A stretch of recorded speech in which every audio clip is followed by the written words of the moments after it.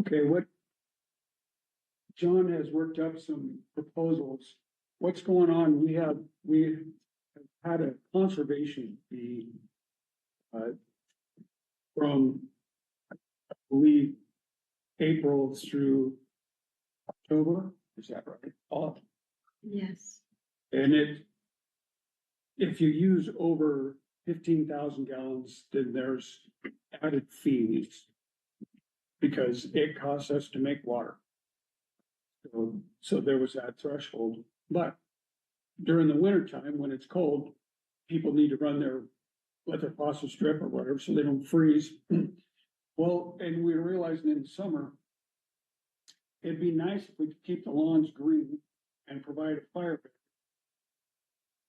And so we would like to eliminate this conservation fee.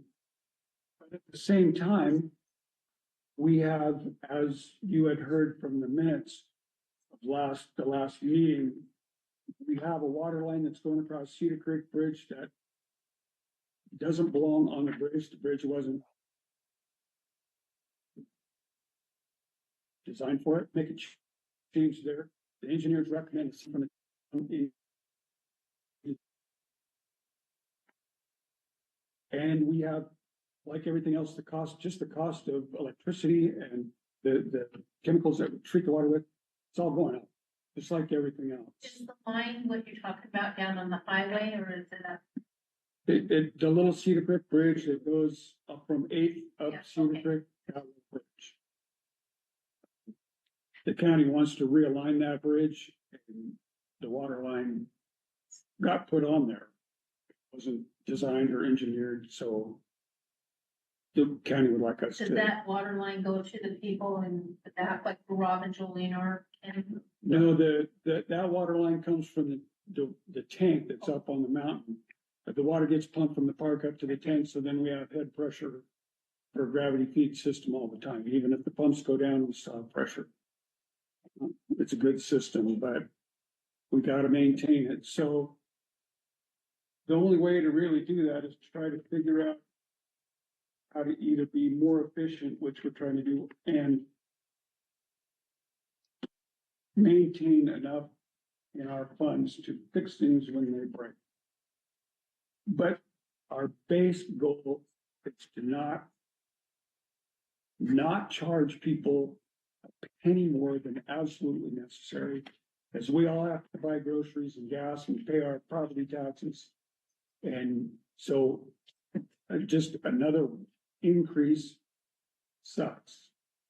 And we don't want to do it. But meanwhile, we have to maintain the system. And then I'm sure you guys are all familiar with some of the local areas that haven't thought ahead at the next generation and trying to build up enough so that when the system fails, they can take care of it. So we're trying to think ahead a little bit. We want to end up with a system that we can't fix, we can't afford to fix. So John's come up with a few possibilities. And we're going to open this for discussion because this is your town and your water. We work for you guys. We want to keep things running the best we can. So go ahead, John, and some of this will be a little bit of rehash, but we'll touch on the water use efficiency goal, give you a view of the current state of our system, what we're proposing for a new fee structure, proposed new business rates, and then proposed residential rates, and then we'll open it up for public comment. So, and some of this is a little bit of terminology. So the Department of Health requires us to have a water use efficiency goal. And so that is the reason initially for conservation fee. So the current goal was 12,000 gallons per customer per month. And our mechanism to help drive achievement of that goal was conservation fees if people went over 15,000 gallons. So in 2024, I have averaged 7,800 gallons per customer per month. So we're below what our goal is. So the proposal is to change the goal, keep the number goal at 12,000 gallons per customer per month, but instead of using a conservation fee as a mechanism to drive that goal, we would eliminate conservation fees and provide educational material on water conservation instead. So several other jurisdictions have done something similar.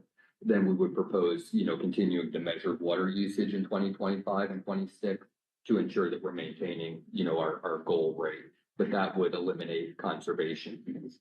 Let me interject something here. So to provide information to the folks that are on the system would satisfy the health department as opposed to a conservation fee. Correct. So then, some of the rates that we're proposing for residential rates have what we would call an overage fee. So there's just a little bit difference in terminology there. So, an overage fee would still be a per gallon fee charged on over top of a base, usage amount, but it would not be for the purpose of generating a water use efficiency goal. So just a little bit of terminology there. So where are we currently at with the water system? So we have 353, customers connected to the line. We're producing approximately 6 million gallons of water annually. I don't know if you can see from the chart or not, but the bottom line is our expenses. The top line is revenue. So our expense growth is outpacing revenue growth. We haven't had a rate change since 2011. And as you know, Ione is not growing. So we're not growing revenue by adding new, our expenses are going up. So there's not two levers left to keep that. On the bright side, our infrastructure is in good shape. We do have some capital projects on the horizon that the mayor, talked about. And then Ione has been putting aside $15,000 annually for future capital expenditures. You can see that we have about $220,000 in our capital improvement budget, and we have about $171,000 in our debt reserve, and that $168,000 is our daily operation, fund. So we would like to increase that to 75K annually to, build up some reserves. You get into, significant work with water systems and such, you can sneeze $100,000 away, when you start having engineering and everything else. So even though those numbers seem large, when you start talking about major infrastructure projects, it's not a huge amount of money. So we'll talk about the new fee structure first. So these would be like late fee, service connection fees, things of that nature. So the proposal is to increase the late fee. Currently, we charge 1% late fee. We would propose changing that to $5 or 1%, whichever is larger. Ideally, that's not intended to have a revenue impact. That's just intended to reduce the number of people that are paying, paying late.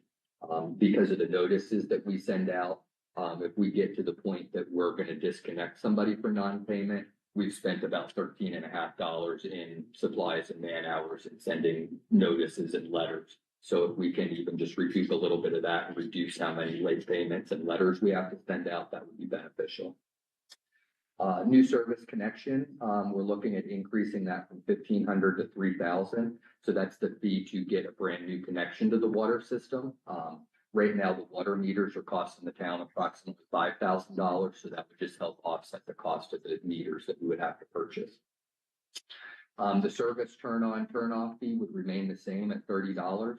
That's the fee that a lot of people that are snowbirds, for example, and they turn their water off in the winter months. So we charge a $30 fee to go out and turn the water off and turn it back on in the spring. We maintain that same fee.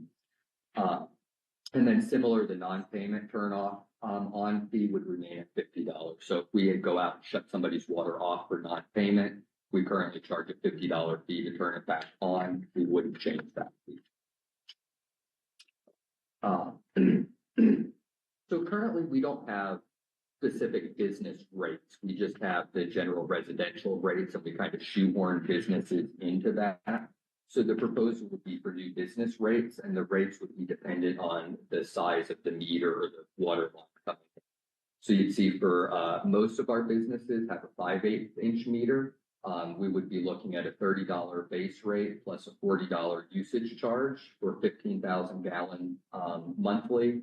And then over 15,000 gallons, they would be an overage rate of a third of a penny per gallon. And so that would be the same for a 5/8 inch business or a multifamily, like an apartment building, we serve by a 5/8 inch meter. And then if it has a 2-inch meter, we'd be looking at a $30 base rate, $60 usage rate for 30,000 gallons monthly. And then the same overage over 30,000 gallons would be a third of a penny per gallon.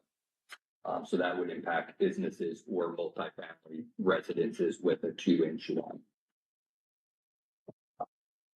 So then as far as the residential rate proposals, and stop me if you guys have questions on this or if I'm going too fast through it, but one of the proposals, and these are in no particular order, but we look at no overage fees. So there'd be no extra fee no matter how much water you use. We've used that new business rate structure and look at a 3% annual increase. So everybody would see a 3% increase every year. Over 10 years, that allows us to put away $563,000 for capital improvement. It also allows about $225,000 for planned and unplanned maintenance. So things like a couple of years ago, we had a well pump go down. That was $50,000 to fix. Every 5 years, we have to inspect the reservoir. That's $10,000 or $15,000 to have divers do that. So we still have the $225,000 to kind of handle that. The forecast expenses are still increasing faster than rates. So, our goal would be to put $75,000 a year into capital improvement. By 2036, with this plan, we'd only be looking at $44,000 put away in, capital improvement. So this may require additional, rate changes, in the future. To get a general idea of how that would impact people, somebody who use, they would actually see the bill go from about $720 a year to $141. And then by 2036, you'd be looking at like $996, just under $1,000, 10 years down the road. Somebody that has an average amount of water use would see a bigger reduction initially. So their annual bill would go from $837 down to $741, and then creeping up to just under $1,000 in 2036. And then a high water user would see the biggest initial reduction. So they would go from $1,257 annual bill down to like $741, and then the 3% annual increase up to $996. So this plan would basically level it. It doesn't matter how much water you use, you're basically all getting, billed the same because there's no overage fees. So that's rate proposal 1. Rate proposal 2, also no overage fees, the new business rate structure. And then we'd look at a 5% or $5 increase on residential in 2026, and then 1.5% annual increases. So a little bit bigger increase up front, smaller annual increases. Over 10 years, that allows us to put $449,000 in capital improvement. We're still maintaining the $225,000 roughly for planned, unplanned maintenance. But then by 2036, we're only putting $14,000 a year into capital improvement. So this plan would likely require additional rate changes, at some point in the future. Again, you can kind of see how that impacts a low water user. They'd see their bill go from $720 to $780, and then the 3%, I miswrote that slide, 1% annually to just over $1,000 in 2036. The average water user, they'd see actually a reduction. So they'd go from 837 down to 780 and then working up. And then a high water user, again, would see a significant reduction in bills initially, going from 1257 down to 7. Proposal 3, we'd have, again, no overage fees, the new business rate structure, $5 increase on residential, and then 3% annual increase. So this is the $5 up front plus the 3%. So kind of a combination of proposals 1 and 2. So that allows us to put just over $700,000 away for capital improvement over 10 years. We're still maintaining about $226 for planned and unplanned maintenance. The revenue growth is just about keeping pace with expense growth. So by 2036, we'd be putting $63,000 away in capital improvement. So not quite where our 75,000 goal is, but we're not seeing it, dwindling away. Again, pretty similar how the different ratepayers would see it. So the lowest water users, the lowest water users would see their bill increase from about $720 to $780, whereas average user would see a reduction from 837 to 780, and then a high user would see a reduction from 1257 to 780, and then they would work up to 1,048 by 2036. So rate proposal 4 would be new business rates, no change in residential rates. So you would still have an overage fee over 15,000 gallons of water. So really we call it an overage fee, not a conservation fee, but otherwise no changes. And then a 3% annual increase. So that would net us the same 700,000 for capital improvement, 226 for planned, unplanned maintenance. And we're still putting away 63,000 a year in 2036 for capital improvement. So it's roughly keeping pace with revenue, with expense inflation. So in this one, a low water user would see an increase in rate. They go from 720 to 741 initially, and then working their way up to about $1,000 in 2036. An average water user would see an increase. They'd be looking at 837 to 858. And then going up to a little over 1,100 by 2036. And then high water users would see a slight increase. They'd be looking at like 1257 to 1279 this year, next year, and then increasing up to just over 1,500 by 2036. So this, spreads that load much more based on who's using the water. And then the final rate proposal is basically the same as number 4, except doubling the allowed usage. So instead of getting charged the overage fees at 15,000 gallons, you could charge the overage fees at 30,000 gallons. So over 10 years, we put 625,000 away for capital improvement, maintain the 225 for planned and unplanned maintenance. We're close to keeping pace with expense growth there. We'd be putting 55,000.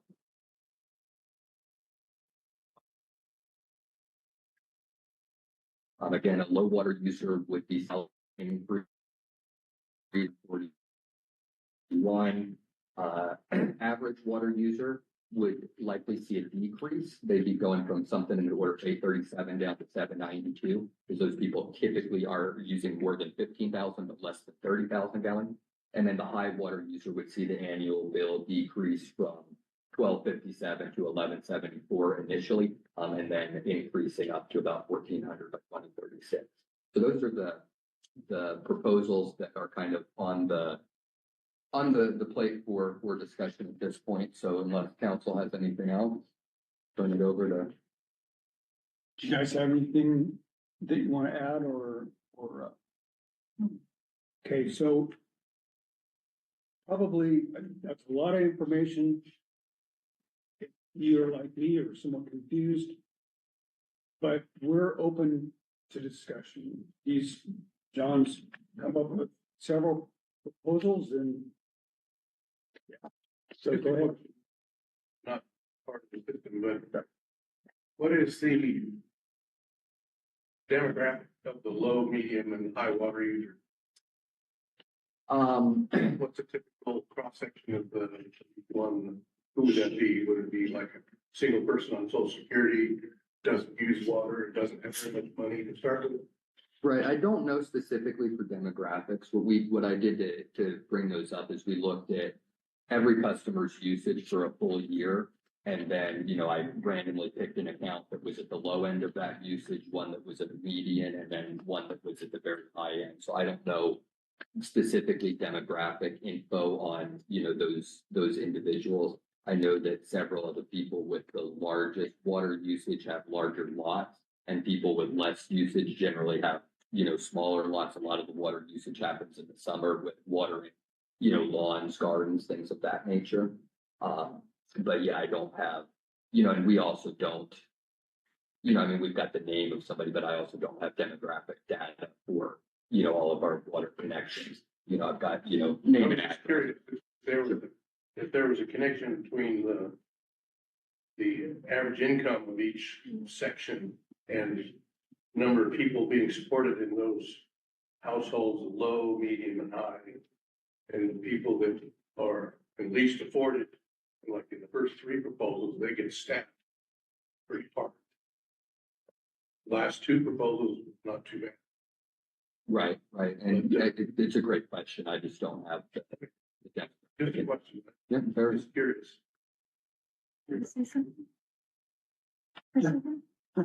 I think one thing that we have to take into consideration with all of these numbers is that this conservation fee went into effect in 2000. And that was when people had to decide, did you want to water your yards and pay that extra money per month, or did you not want to do it at all? And so these numbers that are in here are based off of that. You know, it's too bad. It's like a year from now, we'd be able to go into this and look at this realistically and look at people and say, okay, you know, somebody that was a real low number here, they may be as high as, you know, somebody else is that's in the middle one, just because they feel like they can finally put some water on their yard. So I think it's difficult. To me, it's a very difficult decision to decide what's fair, what should we do? It's difficult because these numbers are based off of people that have not wanted to water their yards. So Trying to save money. save money and not wanting to, you know, the town is in the position that it's in because people don't want water. And there's a fact too, your insurance company looks at your property and says, we're gonna raise your insurance fee because you're a fire. And you've got that grass, even though you got no trees around your yard, if it's not green, it's gonna burn. And so I take it as no raw water, and I always have, but I like green grass, I like keeping my, And we have farms. and I have to put it. Everything on But that it's true, side of the the tracks. people that don't water because they don't wanna pay the rate. But do they really have the insurance too? There's no insurance. You're gonna pay higher insurance by not watering, or you're gonna increase your water rate by keeping your green. And again, we all know everything goes up, well, water system needs repaired. We've gotta have some backup, backup pump. Nobody likes increase. It's the way we do business, bottom line. Well, I'm curious. Okay, you don't charge people now an overage fee in the winter time because they gotta leave their water running. Stuff. But those of us that have well insulated houses, we don't have to do that. So our water usage is way lower. And then it goes way up in the summer. So like, I just kind of think it's not fair that some people get not an overage fee because they got houses that's not very insulated and we get because we don't have to do that. We're saving water. So The vast majority of people from November till April use very little water. Very little. Most people, very few people ever get to that 15,000. You know, I think they're 3,000, 4,000, maybe 2,000 to 4,000, maybe 5,000 if you've got a bigger family. But people have paid for years for this water in the wintertime and not used it, you know, so it's a slippery slope. You know, I think the bottom line is that we as a town would like to try to help people, you know, have a little bit greener area around their houses. But this, you know, the sad side of it is to do it, we have to raise the rates. And it's like, what's the best way to do that? yeah. You know, versus, you know, all at once, or do you want it over slowly over a certain amount of time? I mean, regardless, you're still gonna have your rates raise up. From what I'm hearing, you just change the terminology that it's gonna be the same or a little higher. So you're still gonna have those people that have the dead grass, still have dead grass. And those that are willing to pay more are gonna have the greener grass. So it's still gonna be. Well, some of the proposals don't have that overage fee in it. Yeah, they don't, I think it was the last two that John talked about still has that overage fee in it. The first, three of First them? three. do not. Yeah, do not have that overage fee in it.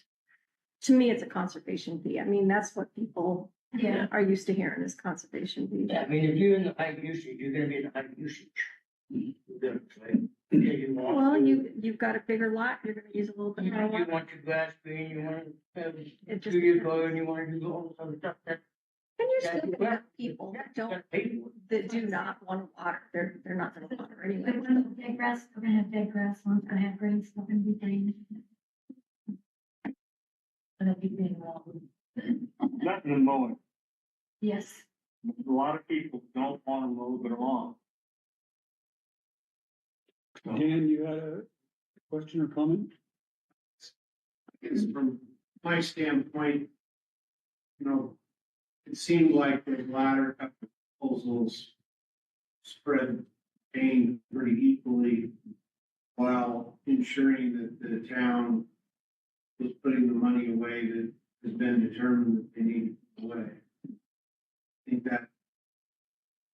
that has to be the kind of the first priority of the council is make sure the town got what we need. It's no difference in the chief needing a fire truck and the sheriff needing a patrol vehicle. Right. Gotta have that to start with. I agree with the comments that some of the earlier proposals where some people saw a huge decrease compared to other people having an increase. That seems a little inverse to me, whereas the latter proposal seemed a little more equalized. I don't know. And I know speaking for myself, I've got 2 meters, 2 separate parcels, and one of them I was always pushing right up to the limit on the water. I paid attention to, I had an idea how much I could use, and the other parcel we never, got close, but we paid the same for each one. And, over time, it just becomes part of your budget. I think that, perhaps in conjunction with the rate change, whatever the council comes up with, is there's the potential to seek some sort of a community rate help program, similar to what PUD does for electricity. If people want to donate, $5 of their bill to help your neighbor fund, and maybe that's a way to help people that are in dire straits to pay. Great. Related to that too, nothing has been firmed up, but we're investigating some grant opportunities that would do just that. It would provide the town with some funding that we could then administer a program to reduce people's bills, based on need. So nothing guaranteed on that, but it is something the town's looking into. The other thing is that Rural Resources also administers a program. We have quite a few customers that Rural Resources will pay $1,000 toward their, water bills. So there are some community resources to help those that are truly needy, and the town's also looking at what funding we might be able to come up with, and that's a great idea too, like a donation. We just have to figure out how to manage it. Any more comments? Pretty quiet back there, Pollyanna. Go ahead.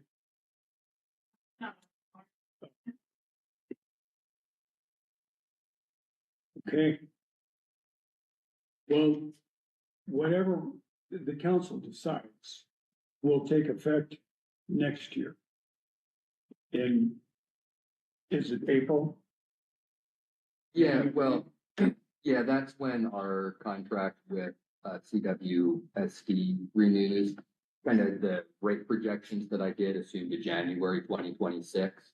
But one way or the other, we're not talking about putting something into effect next month. We ideally have a decision made fairly soon and have some planning time before the changes impact anyone.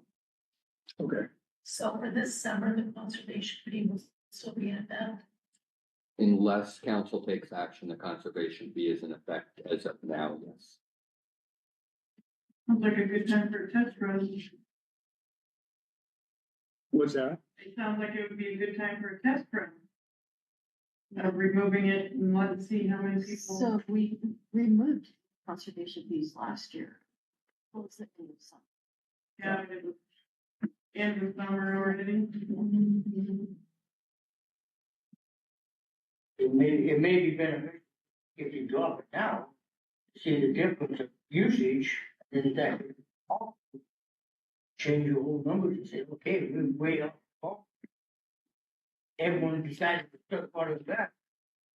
And they used to, it might have to go. I mean, this person that's on the low end may be one of the highest people. And got Particular. That's why I said these, People on the high end. going.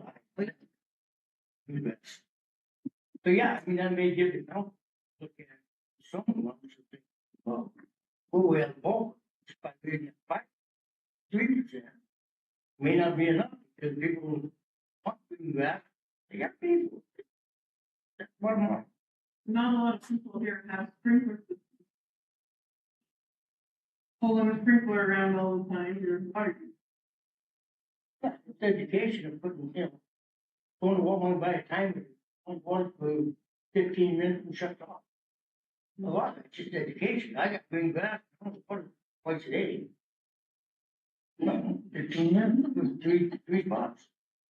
Hey, So John, do you have an idea of what the conservation fee brought in last year? So the conservation fee in and of itself during the summer months was, my memory serves, 8,200. It was in between 8,000 and 9,000. It wasn't. I think it was for the whole year. It was for the whole year. It was but for it's the whole way year. It was for- 8,400, around $8,400 for the whole year. But we removed the fee towards the end, was that? Yeah, this is data that we pulled before we removed the Right. fee. So it would have been, you're right, Paul, it's for the full year, but since it's waived through the winter months, it would have, only been reflective of the summer. But yeah, it's not a massive change in revenue. So it really didn't show, I mean, you'd have to break it down if you wanted to know what the summer was. Right, Right, but I mean, we only charged the fee. in the right, summer, right. So it's already been waived in the winter, but yeah. So yeah, and that would just take if council wanted to do that, that just takes, a motion, a second, a vote, and we turn off conservation fee. So.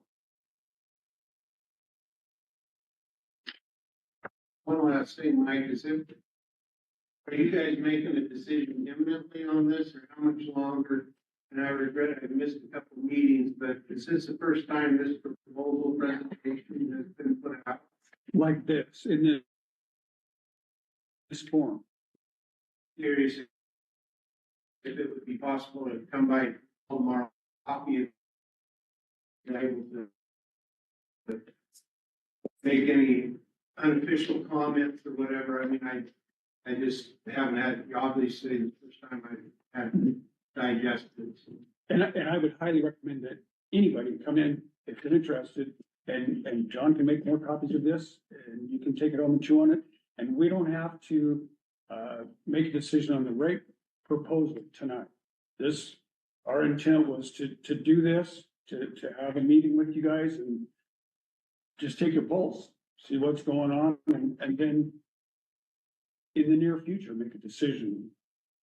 But like I said, we have until at least the first of the year until we implement this, so we don't have to make a decision immediately.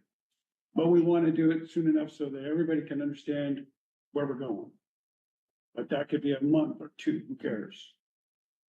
Could take that conservation up now and see what happens between May and September, to see maybe what your next steps are. Which I'm just about to offer the council the opportunity to make a motion on that note.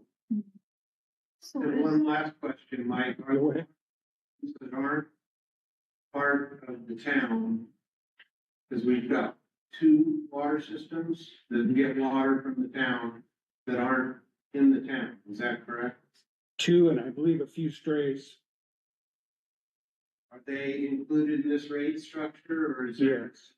something on top of? There, so it'll be separate because they're separate entities. But they will realize an increase as well. So those are negotiated separately from the standard? Yeah, it's a separate contract. Okay. Yes, ma'am.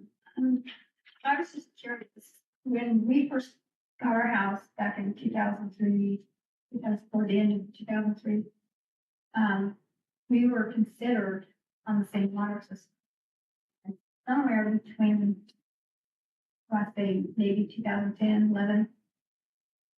And now we are told we are not part of the system now. So why? And you guys are in the Dawson. Yeah, so, I mean, I can provide some context on that, just because I had to research. Because when we bought our house, there's no contract saying what Chippewa, you know. They So, all know. yeah, so I can't speak to what people were told when they bought that property. What I can say is that in the county paperwork, when Dawson subdivided that, it's indicated clearly that any infrastructure there is privately owned. So the town delivers water and takes sewer from the town. Any lines that are out there in that Dawson's addition area are privately owned. There was conversation in council meetings and such back, and I can't remember the dates off the top of my head, but there was conversation right after Dawson subdivided that about creating a water and sewer district or an HOA or something, and then crickets.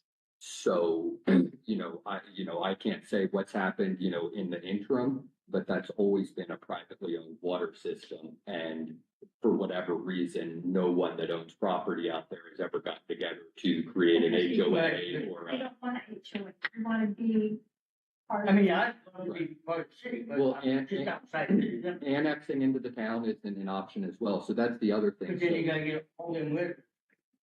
Right, so that kind of came to a head when there was a water leak out there about a year ago. And so they called the town and said, hey, there's water bubbling up out of the ground. And we looked and we're like, well, that's not town water. So the town went out and fixed it. It cost about $1,000. And we split that cost up to you guys. So after that, we did send a letter out to all the homeowners out there saying, hey, we're not sure if you're aware or not, but you do have a private water system. The town's not responsible for fixing it.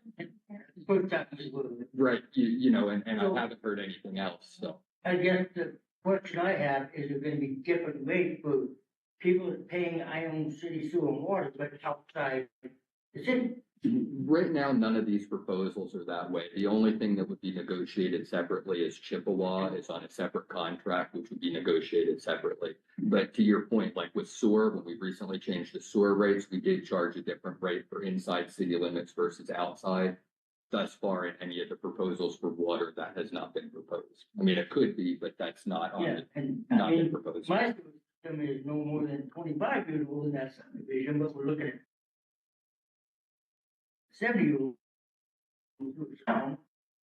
Right. But you're gonna penalize me more money because I use the same. My, if you're on city sewer and water, you pay the same rate as township. Right, so in your subdivision, you have newer sewer lines, but they attach to the rest of the town system. Right. So in order to get from your division to the ponds, you're still going through the town system. But you're gonna charge me more for my sewer than your town people. Or is it gonna be the same? That's what the rate was, we're gonna charge more for me being a half, not even half, just a line out of city limits on the same system, but they want to charge more sewer for me than someone who's in town, down the street from me, Well, using the same system. That's what I. part of the house, the front yard is considered city, and then the other Back part of the house in the backyard is out of city. So, Yeah, and like I said, I mean, the whole HMO thing, when we bought it out, that was all new when the line broke back up, John, that. We bought it, there was like 16 of them up there. Some of them 20 years ago, but it's still been. You know, but when you buy a house, we told you you're fixing your own lines and paying for your own, that should have been in the contract, but It should be in the contracts. As far as, ground, is there any city ordinance at all in Wyoming? Ground care, For mowing, there is, but not for watering. Just for mowing? Yeah. Can we enforce that? I have another thought about You're offering up your services. elderly people that can't function and get their, like, looking as nice as some other people that can't be able to. I'm wondering if you have kind of volunteer system and people from the school, whether people from the churches, whatever, that want to volunteer to help. Certain days, whatever, then you can implement those people in and go out and help those people. We have some kind of basis. They can help those people get their lawns and need help. And see, so that is a wonderful idea for the city not to manage. If we have, we seem to have plenty to do, but things like that are great. They're a blessing. But I think that, but everybody in the community, couldn't we kind of find out some way to sign up sheet and people need help? We had a plan to have a drop box at one point here in the town, so people could, you know, because sometimes people don't, everybody didn't go. They could fill out a slip and, you know, everybody shoveling help or lawn mowing, so maybe that. We just ended up on the other part instead. I would say twice a year, when we lived in Nevada, not the whole town, but a lot of people in the town, they drove around to see which houses were more neglected, and everybody just formed a work party. And even if the people didn't want it, they formed a work party and did their yard, moved, pulled weeds, did whatever needed to be done. And it still happens. We've had a couple of work parties even in the last few months. And it's been good. But a drop box, that's a great idea, and that could be here because it's a central location. That's easy enough to do. Name, number, what they need help with, and Yeah. nobody would even know, and have one person designated to deal with the box. Yeah, I'd like to sign up for volunteer. We could reach out, Yeah. say, you available to do this? Yeah, as long as you could connect the need with the volunteer. But The problem is, there are a lot of people around here that are fully capable of mowing their lawns and keeping them up, and they just don't. Fortunate. And then what you run into is, what's the nice word for it? Charity fatigue. kind of like what our clubs. Which, I mean, that doesn't need to be at the forefront. But I think it's a great idea, the Dropbox, if you could distribute that information to the local churches. Mhm. Perhaps there's a club at the school that's looking for a service project, although they frown on running lawnmowers and that sort of thing for kids, but, yeah, where there's a will, there's a way, and I agree with you that the government body isn't always the best place for that to reside. But they can facilitate. absolutely. Like you can have like, if I volunteer. They take lead with their lawn care and stuff and do it quickly. Yeah. That's that all, so. I I agree, I agree. The high school, don't they have to still do so many hours of community? I don't think they I can. think they've been doing that. I think they just, one class went out and did it, but they can't make them, I mean, if they they have hours anymore. well, I was saying that a lot of them just, they okay, I need, you know, so many hours of community service, and they go to their friends. They Well, don't, if can't do this. School says, okay, that volunteer, that volunteer, that volunteer. I think now it's just a class that goes and does like one day a year, but they can't make them do like community service they did. It went out when Garrett and Mikey were seniors, they didn't have to, they already had all their hours and then they didn't have to. They also passed a new law that says certain jobs don't qualify and kids can't do. And that would be a great one. And then, whole meeting, I mean, it's a hard work. And So before we get too far away from the water thing, I would like to ask the council if they're interested in dropping the conservation fee for the rest of this year. Yes. And I would entertain a motion. I move that we drop the conservation fee for the remainder of 2025. I'll second. Okay, we have a motion and a second. All in agreement?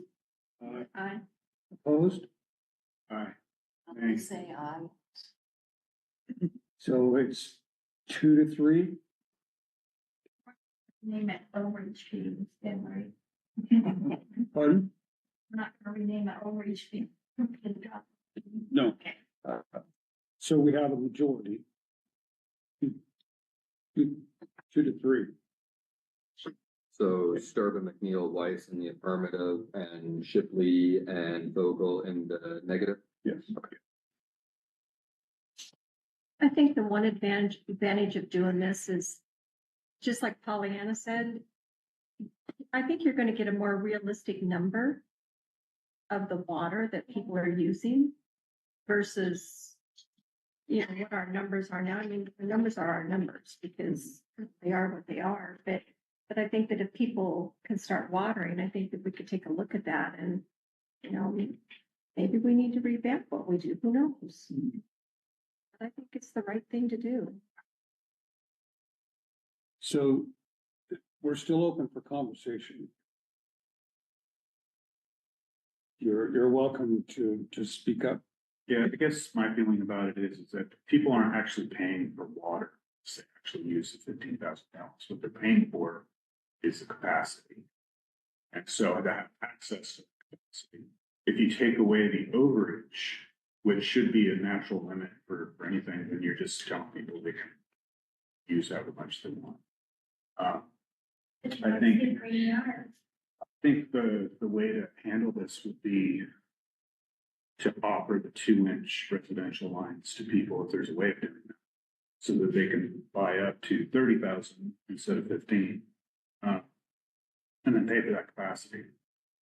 Because kind of like to your point a little bit, and I thought about this too. It's like I insulate my house and I get it. I've been in places that freeze. I grew up waking up to freeze the well line with my dad. And so I don't want to do that. I don't think the town and I don't think everybody should have to pay for that way workaround.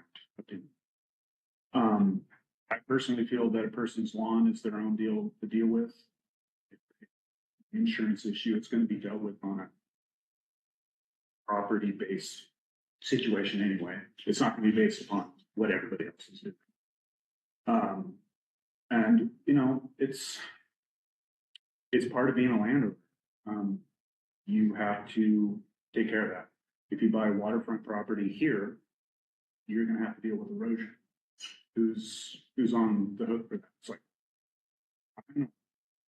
And so you kind of just have to start looking at this and saying, well, who's responsible for what? And if you want green grass, you have to pay. That's what I have to. But you know, I'm open to obviously looking at doing different things. But I still feel that this is.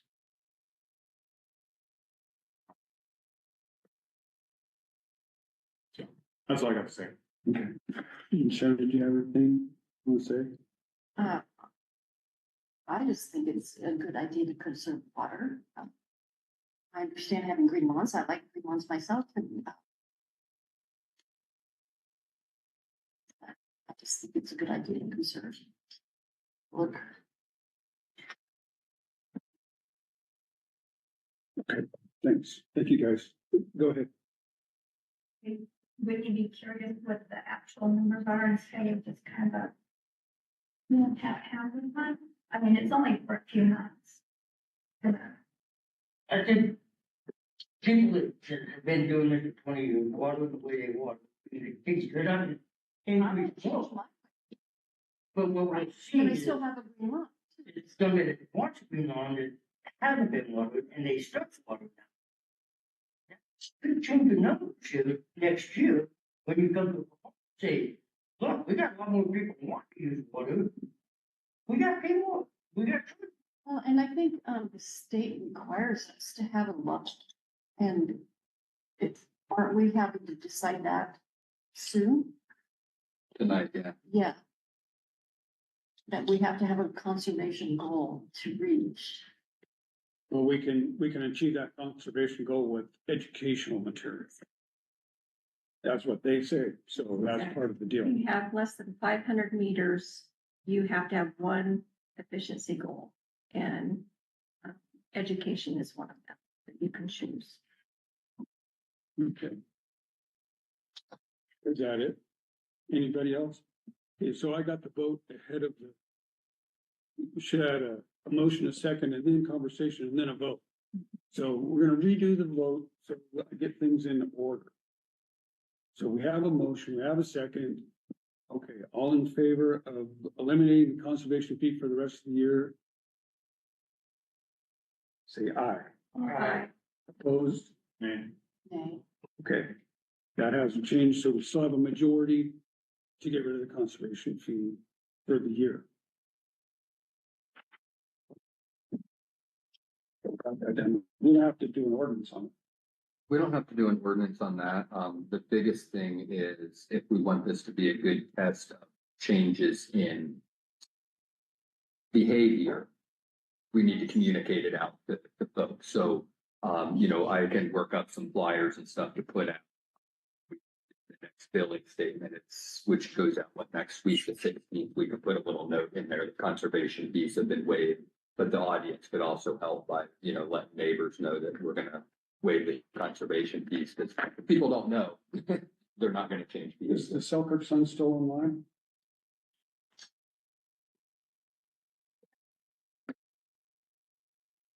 So would you be willing to put a note in the Selkirk Sun? About this?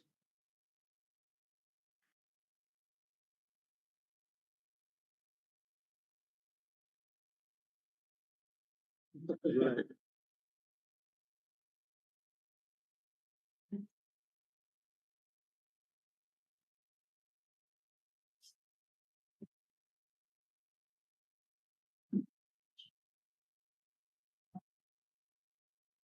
That's.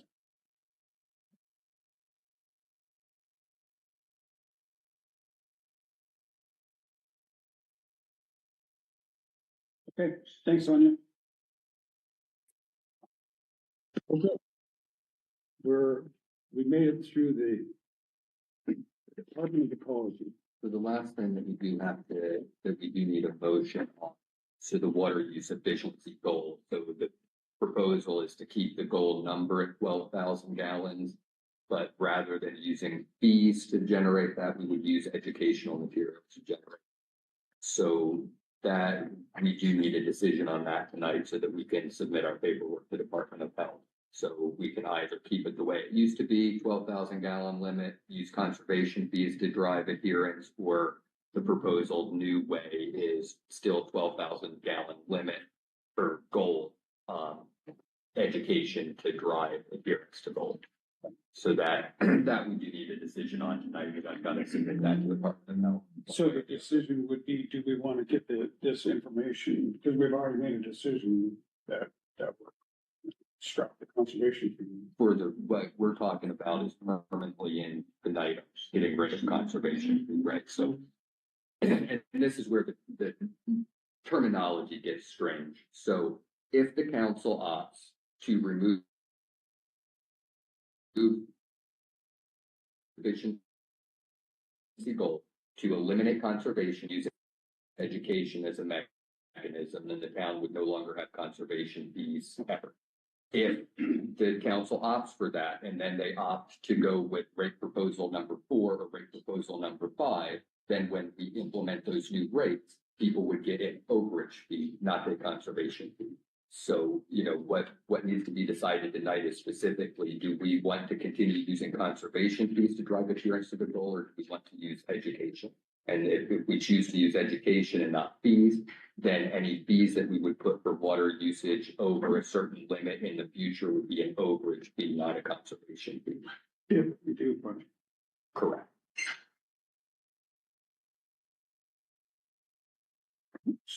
so.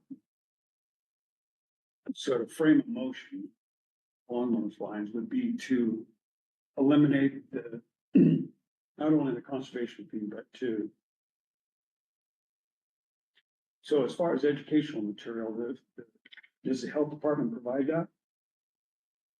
No, I mean, there's plenty of resources out there. You can get like water conservation, material. The town would have the discretion to decide what specific material we want, how we want to deliver it. There's lots of places out there where you can get that.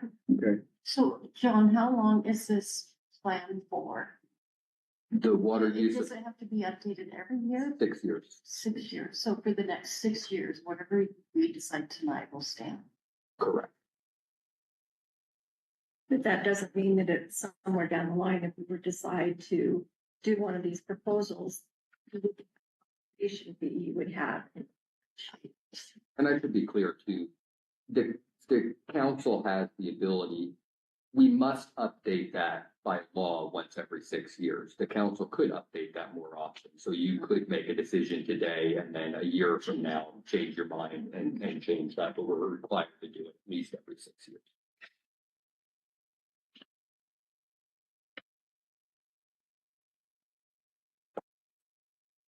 so we're looking for a motion to use, informational material as opposed to an overage fee or a conservation fee per term. Until the next update, yeah. But so moved. So a motion, Well, can I ask a question here? Because are there any alternatives to educational materials?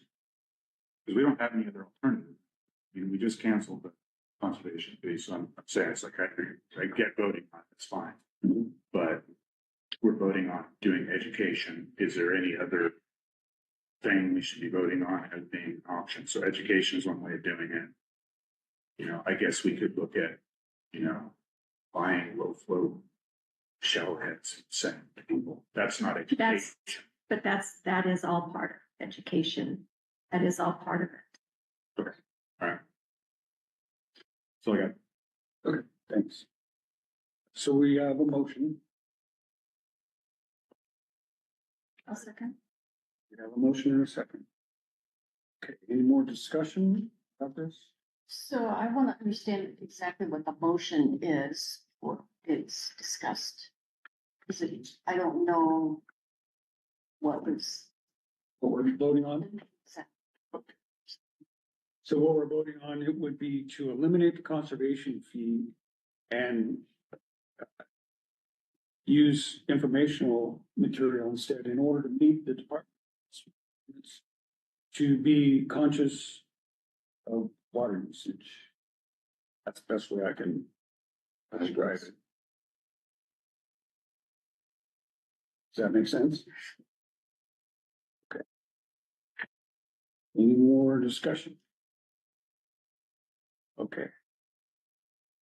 All in favor of using educational material as opposed to conservation? Aye. Aye. Opposed? Okay, so we have 4-1. So that motion passes. Are we done with that? We are done with that.